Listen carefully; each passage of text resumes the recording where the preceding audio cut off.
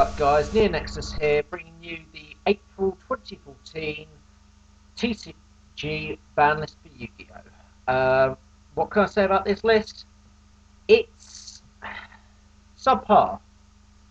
Um, it's got a couple of good points of good hits, but other than that, it really didn't do enough. But then again, this is Konami. They don't like to hit all the problems at once. They like to gradually hit the problems one at a time over the course of about 3 years. So, what we got? Basically, new to band, we have our Morphing Jar and Morphing Jar number 2.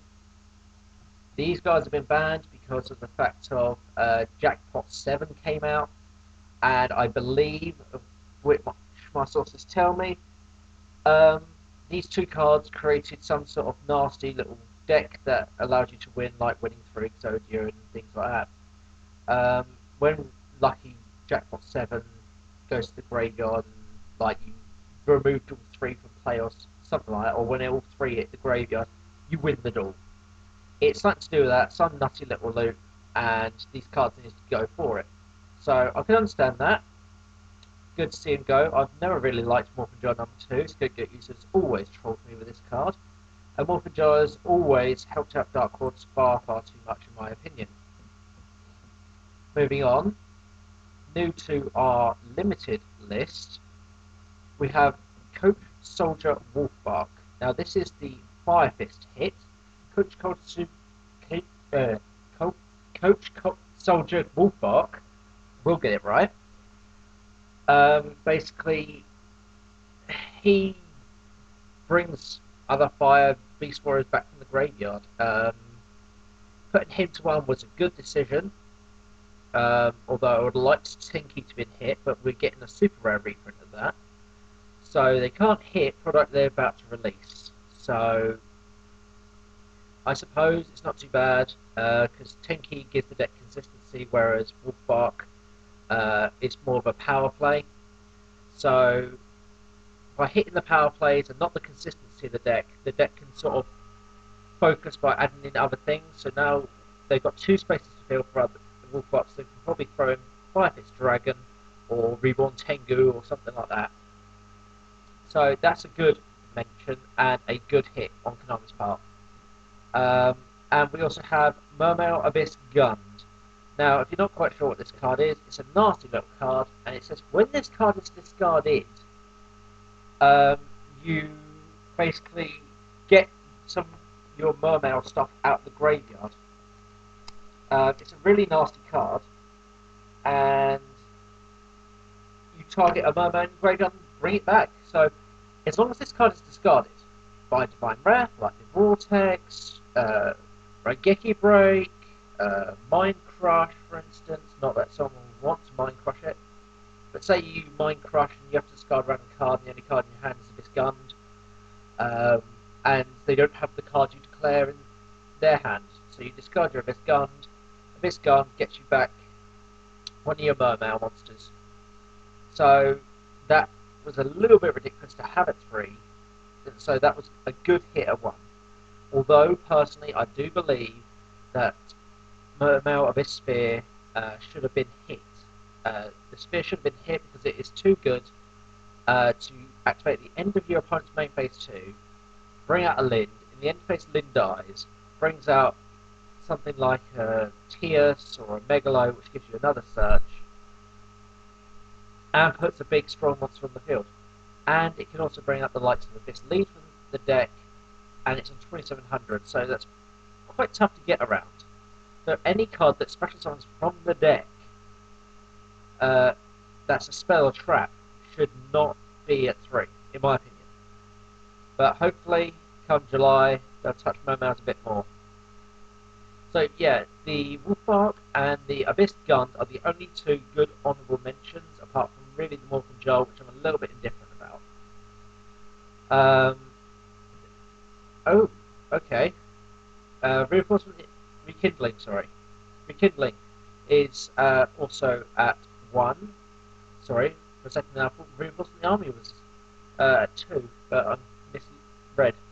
So Rekindling's now at 1. This hurts your Flame Bells, Dash, Larvals. It also hurts Fire Kings. Fire Kings have been doing relatively well recently, topping a few regionals here and there in the US and a couple of UK events. And putting Rekindling to 1, yes, this card is sort of long overdue to be hit by the ban list, but it provides such extra support for these decks, and there are other cards in the decks that can be hit in order to provide, in order to prevent it from being a stupidly derpy, out of control deck. You could hit Lakeside Lady for Larvals, you can hit Quasar itself, you can hit all sorts of things.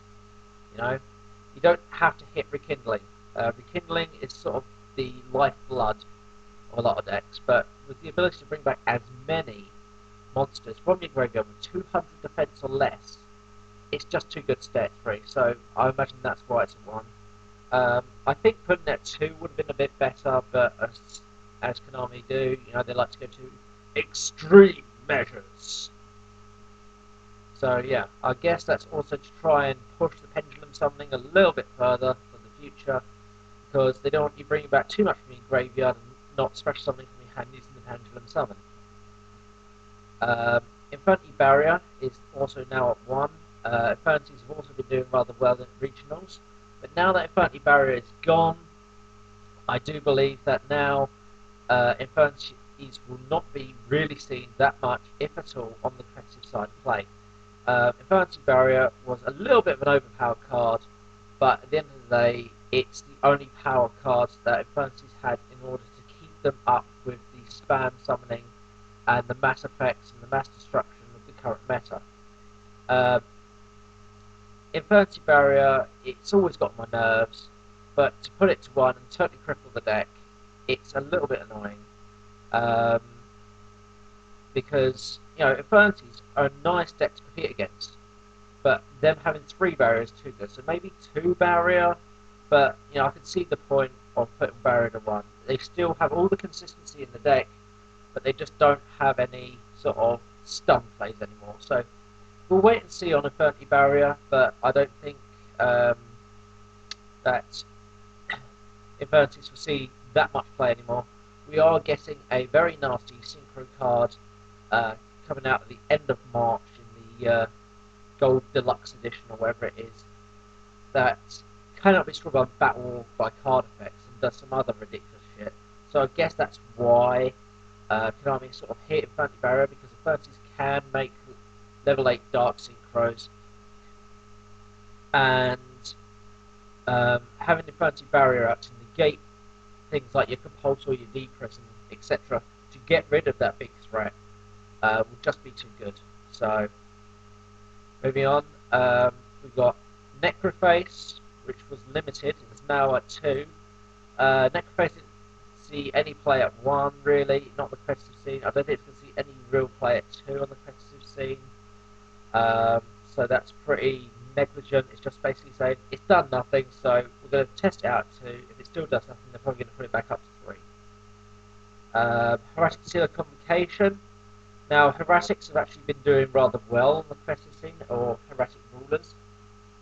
And so I guess they decided to give them a little bit of an extra push with Hieratic Seal of Convocation, give them some more consistency. Not that they really needed it that much.